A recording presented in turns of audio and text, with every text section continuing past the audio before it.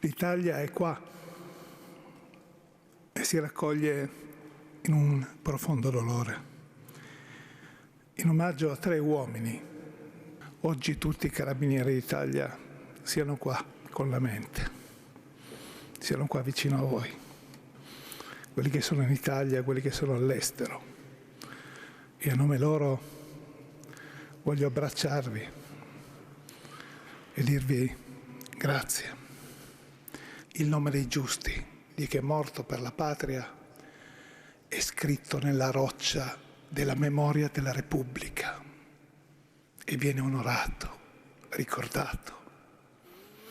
E state tranquilli, le forze armate sono il custode di quella memoria e tra molti anni, quando nessuno di noi sarà presente, ci sarà lo Stato e quando verranno detti i nomi dei vostri figli, dei vostri fratelli, dei vostri padri, ci sarà una persona che risponderà per loro presente.